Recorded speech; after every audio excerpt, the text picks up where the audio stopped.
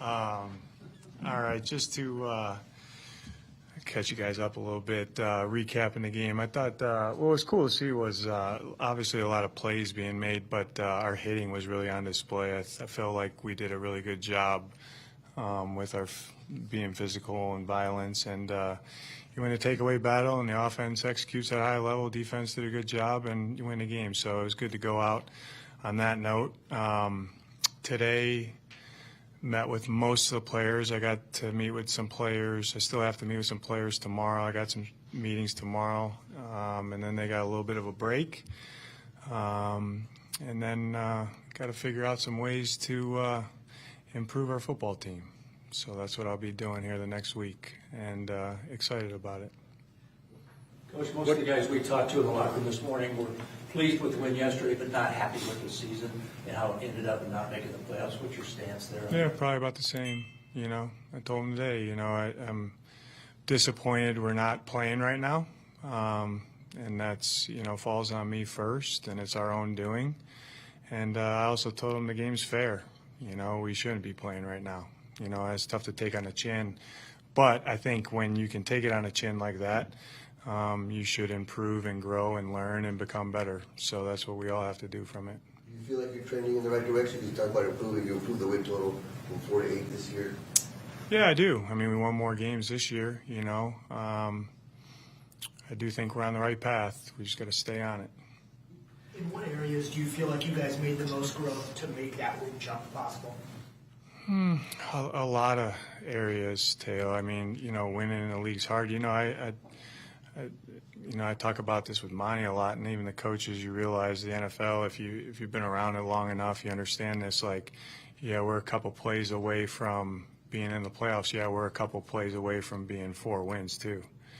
But you can really, every team can kind of say that typically. You know what I mean? So the point is the margin for error in the NFL is small, and you got to maximize those margins. But I would say just collectively as a team, second year in a system, and I know Jeff was here before I got here, so a lot of those guys have been in that system, but a lot of new players. Second year in a system, I feel like we understood what was going on a little bit better. We executed at a little bit higher level. I think the guys are out there suiting up, playing. I think a lot of those guys, really maximize their role. And, like I said, we're on the path. We just got to stay on it. A number of players in this one of the closest teams they've been a part of, Max specifically. Did you see that, and how can that kind of benefit a team moving? Yeah, I think, we've been intentional in our mind what we want the Arizona Cardinals players to look like, Monty and myself and Michael and the coaches and Monty's staff, So I think that we've done a really good job of acquiring guys that are kind of like-minded about how they go about their business. So I think the more guys you have like that, the respect level is there, the accountability level is there.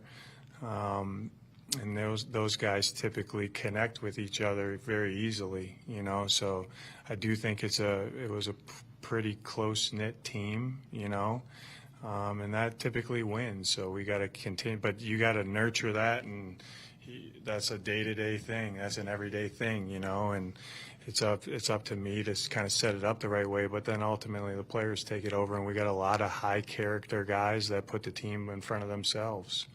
What are these two days like as a head coach as you meet with everyone and the relationships you've built with all of them, and yet know that there's going to be a certain amount that won't be a part of next season? Yeah, I mean, everybody knows in this building change is inevitable. You know what I mean? That's going to happen. The team is not going to look like this.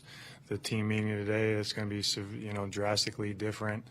The Tuesday after Easter when off-season program starts, you know what I mean? So, yeah, it's, you thank them, and I'm appreciative to everybody because they did what I asked them to do. We do things our style, which isn't for everybody, and that's fine. But it's knowing that sometimes a lot of these guys that have made a lot of sacrifices and have laid it on the line for you as a coach to be successful, they're not going to be here. You wish them well, you know. Reportedly, the Bears are interested in talking to Drew about their head coaching. Are you surprised at any of that when this time of year when teams come calling and saying, "Hey, I like this guy. I want to talk to this guy"? Am I surprised by it? Are you surprised by any of that? No, not at all. Not one bit. I think I'm excited for Drew. The people that know, you know. What traits does he have that make him a good head coach? Say it again. What traits does he have that would make him a good head coach? He knows how to, the first thing is he knows how to teach. He's got really good command. He can get the best out of people. He's extremely intelligent. I think he knows what's going on, man, you know, and he's had some good experiences around a lot of good guys. I'm probably not one of them, but he's been trained the right way, you know what I mean? And he's intelligent and he's got a growth mindset. He knows where he's really strong and where he needs help, and I think he'd do a really good job. Does him getting this opportunity, this interview, force your hand in trying to think of future successors? Yeah, the day I got here, I was thinking of future successors. You know, you got to constantly. I try to live in the present, but the role that I'm in now, we got really good people. We got multiple guys on that staff, in my opinion, that are going to be head coaches. So you better, in my seat, you better be thinking about that and have, you know, some answers. Yesterday, talking about Kyle, you said we're going to go where he takes us. Watching him for a full year this season, where do you think that can be? Very high ceiling. Very high ceiling. What did you see this year that makes you believe that? He's a top-level franchise quarterback, you know, and he's played like that. He's shown that. You know, he was in there talking to me today. You know, we're kind of going through some things, this and that, and you know, I think the best teams win. You know, so we got to make sure we have the best team, and he understands how he fits into that. Kelvin Beacham was telling us this morning, forget what happened before the bye and after the bye. It was really about us focusing on the details and really playing our best. It didn't matter when it was in the season. If we played great, we won. If we didn't, if we missed some details, missed execution, we didn't win. Is that as simple as it is? Yeah, probably. You know, I get, you know, where what happened before the bye and then what happened after the bye.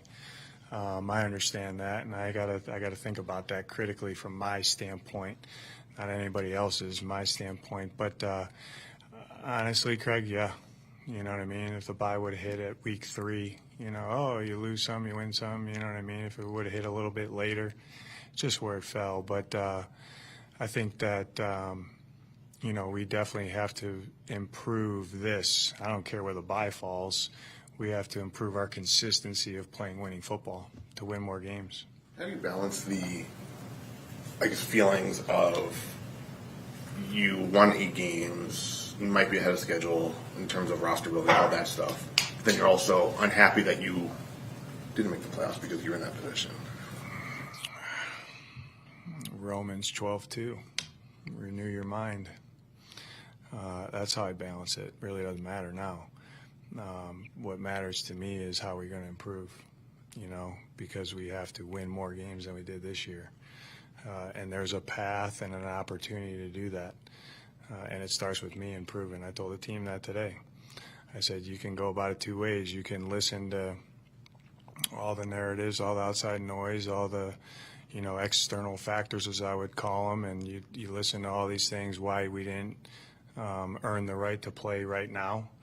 Or you can go about it in a way that says, you know what, I didn't do a good enough job in the role that I'm in, take that on the chin, and then improve from it. And that's how I'm going to go about it, and I know they will too. Last season when we spoke to you, and afterwards you said that the 2023 team is competitive. That was the term you described them. What would you describe, and what term would you use to describe this year's team? Competitive. Evaluation process of your process and of the coaching staff, what is the timeline the next couple of weeks for you? As far as it relates to? Evaluating, you're big on the process this year, what worked and doesn't work, also with your coaching staff, what was... Yeah, good question, Danny. Yeah, I'm going to get to it. You know, today and tomorrow is a little bit more about player-centric with me. and obviously taking all the information from everybody involved serving the players, and then I kind of put it in summation and have a one-on-one with everybody, because then that sets forth a plan for those guys to improve. And then I'll take a look at everything, and see, hey, what are our ways to get better? What are our ways to improve? Because we need to do that, so, and then we'll get to that this next upcoming weeks.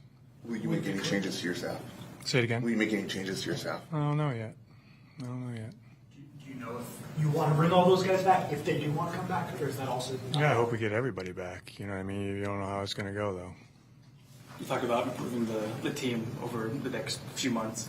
Everybody from the GM down has their own role in terms of getting the team better. I'm just curious, from your vantage point as a head coach, how can you help improve the team? Yeah, a lot. Laundry list. Because, like I said, that's a good question, Donnie. It would be probably too long to go into. But, I got to do a better job with everything that we're doing. Our process, how we structure things, connecting with the players, making sure I hold the players accountable, the coaches accountable, how we evaluating things, what our process, how we evaluating our processes, what's the checks and balances to that, how we want to set up the bye week, everything. You know what I mean? Hopefully that was a joke. I like to laugh, Howard, but that's real. Maybe we didn't do it the right way. You know what I mean? So I'm convicted with the path that we're on and our processes in place right now, but it would be foolish to think that we don't need to adjust and improve. So that's everything that goes into that, which is everything, because everything's underneath, my responsibility. We got to improve. Do you feel like you have a better grasp of the head coaching duties from the moment you stepped here up until now? Yeah, I think so. I mean, you learn on a job, you know what I mean? And now going into year 3, I got to do it better than year 1 and year 2, So it was a good learning experience for me this year. I made a lot of mistakes, and so you just try to learn and move on, and do better the next time. From the outside looking in, I think a lot of people thought this might be kind of a 3-year rebuild. I know you wanted to win before that, obviously, but does the next 12 months feel kind of uniquely pivotal to your success, to the team's success, that this 12 months was really important? Yeah, I'd say the next 12 hours, That's how I feel. I really do. The off season, there's really no off season, Coaches and players need a break, but I got to get to work, And I think that we just got to do everything better, We got to do everything better, and hopefully that sets us up for more success. How do you think that those tweaks, whatever they might be, can translate then to getting in the game and making that pivotal third down, or not having a penalty the key time? How do you think that in a big picture translates? A lot, because everything matters, you know what I mean? And once you get to game day, all the work and all the thought that's put forth with everything, it's got to come to fruition. And ultimately, the players got to go out and play well and make plays, but we got to set them up the right way. So we got to do everything in our power to where they can maximize themselves on game day and hit their ceiling and play winning football. And you got to do that collectively. Everybody that has a jersey, everybody that's on a roster, everyone that's on a practice squad, that all matters, And the development of players is critical to trying to get, to the next step that we're trying to go, So that's going to be a lot of focus this offseason is let's have a better plan, myself, to develop the players.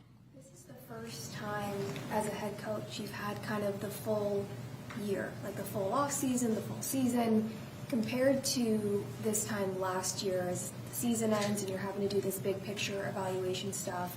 Was there anything in your individual process that you learned, whether that was an immediate lesson or something, later on down the year throughout the season that you're going to do different this time around, big or small? Yeah, maybe I should tell you guys about injuries all the time. Shots fired, Tyler. Not at you. I had to break the tenseness of the room. Yeah, that's a good question, Danny.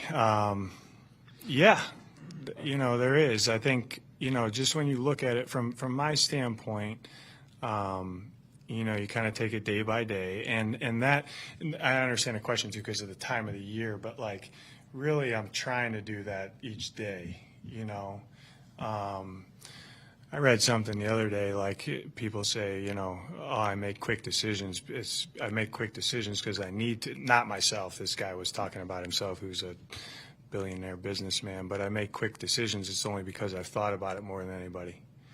So I can't make a quick decision. So there's a lot of things in my brain, you know what I mean, that I've thought about a lot. And now I got to put it into place, to help us. So that's what I'll do. Early in the evaluation process, heading in the offseason, is there any position groups that really stood out to you, just given their trajectory of where they were and what they got to?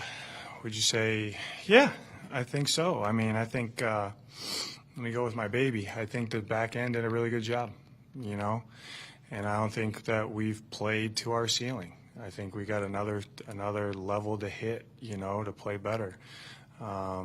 I would say the front, we need to do better in the run game and better in the pass game, but we affected the passer through multiple games this year. I thought the O-line played their ass off. Their mode of play was always on. We could typically run it when we wanted to. We kept the quarterback upright. I thought the quarterback was lights out multiple times. Skill guys were, really good. You know what I mean? Depending how they decided to play us. I think that, where they were, the stress of how they were playing us, we affected their stress, whether it be in the run or the pass game. I thought our specialists did an excellent job, and we had guys nicked up, so we had, a new kicker in the lineup. I thought he came in and played extremely well. We had a new punter came in, played well, but I feel really good about the specialists. I really feel really good about some fourth down aspects that we're doing, those guys playing those roles. So I feel really good about the whole trajectory of all the groups. With saying that, all those groups got to be better, So that's just kind of how I am, honestly. I'm very pleased with a lot of guys, but we're not there yet. How would you define Marvin's first year? I thought he had a good year. I do.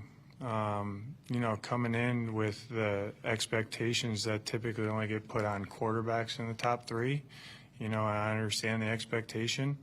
This guy's going to he was a premier player for us. He's going to continue to be a premier player for us, and he hasn't hit his ceiling yet. And I look forward to the off season that he's about to go through. I look forward to him getting back in the building and playing to the level that I want him to play, that you guys want him to play, and that he wants to play, most importantly. And I know he's going to get there. Heading into the season, there's so much talk about how Kyler would fit into Drew's offense for the whole year, whole offseason. How do you think he fit into it, and where do you think his strengths? Excellent. I think it's tailor-fitted for him. It's one of the reasons I hired Drew. I knew that was the guy I wanted to play with, and I wanted to make sure that the system fit, in my mind, what his skill set was and is and will grow and continue to develop into. He was in my office for a long time. Like, he wants some plays back, you know what I mean? So do I. We all do.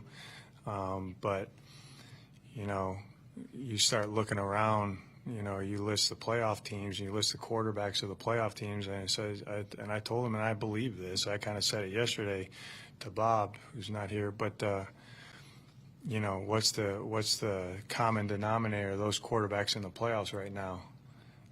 Is it, you could list all these different things, right? So I'll make it easy on you. It's good teams. That's what it is, So good quarterbacks are on good teams, So we got to do everything that we can to support him and put a good team around him. And then he's got to play to his level consistently, which I know he can do. A lot of players cited Nick Rallis, especially recently, is really evolving. And how would you assess his season, and how was it, going against some of those top play callers that you guys go against? Really good. Really good. Yeah, Paul. When I say we got a bunch of guys in there that are going to be head coaches, he's one of them. I know that.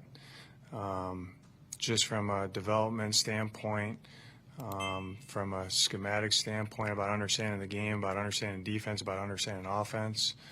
I mean, this guy got hired, for multiple times, by me, I guess. Well, I mean, I guess by Zim first, but and then he's ascended extremely quickly. It's because he's talented, and he puts it to. And I'd say this: I think I'm a hard worker. There's no one that works harder than this guy, point blank.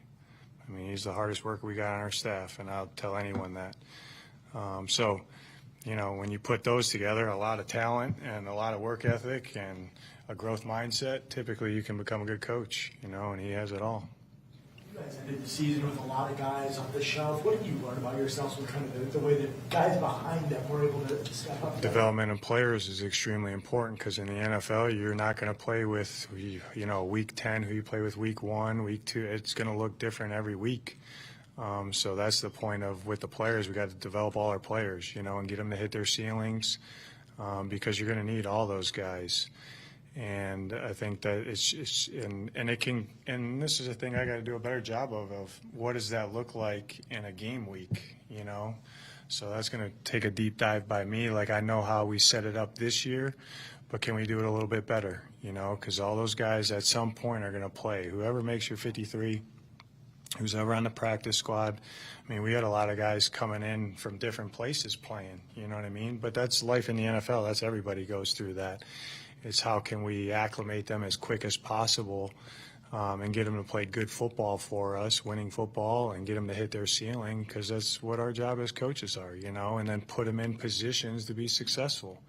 So, the development of players is critical. We're going to blow it to lose Jonah Williams twice. Yeah, he's a really good player for us. You know what I mean? So, but I'm proud of the way the guys stepped in for him and battled. I really am. But yeah, I look forward. I mean, Jonah's a good player. So obviously when you have good players out of the lineup, it hurts your operation. Do you anticipate all the guys who ended the year injured being ready for training camp? Oh boy, that's a tough one off the top of my head. I don't know, Mark. I think so. Boy, tough one to go ahead. Name some. Will Hernandez, Jonah. I know Will's free agent. Yeah, I would just say this because off the top of my head, it's hard for me to answer. Each injury is different. Each rehab's going to be different. I was talking to Jesse Lucchetta. The timelines for those things are all different. And they're not going to be linear. There's going to be ups and downs with that. I do know this: the people that we have caring for our players, I think, are top notch.